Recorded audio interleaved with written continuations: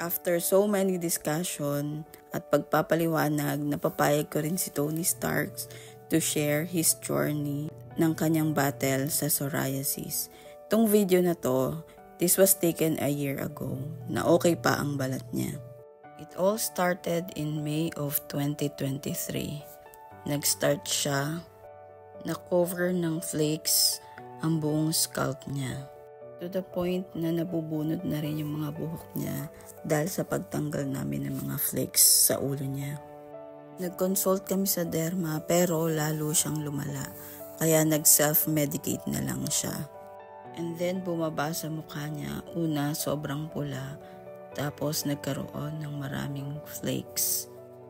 Nung time na yon, sobrang bumaba ang self-esteem niya, ayaw niya nang lumabas. To cope up, naglagay siya ng sombrero para hindi kita yung mukha niya. Then afterwards, bumaba na rin sa katawan niya.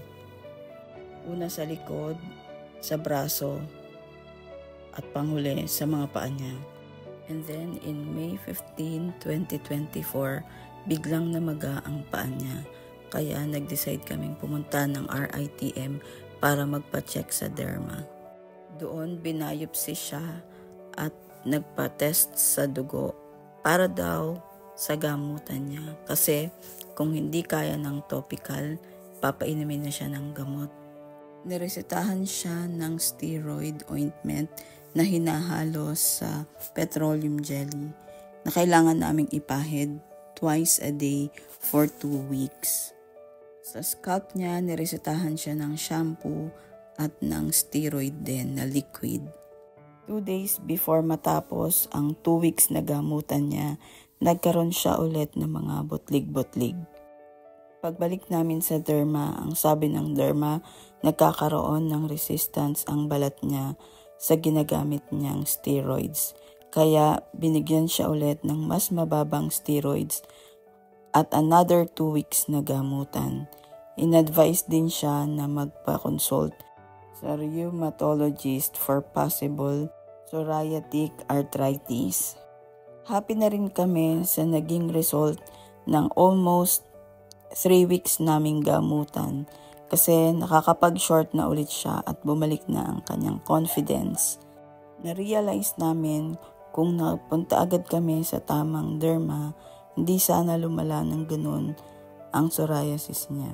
If ever na meron kayong ma-encounter na merong skin issue na ganito, huwag niyong pagdidirihan kasi hindi naman sila nakakahawa at hindi naman nila ginusto na magkaroon sila ng psoriasis.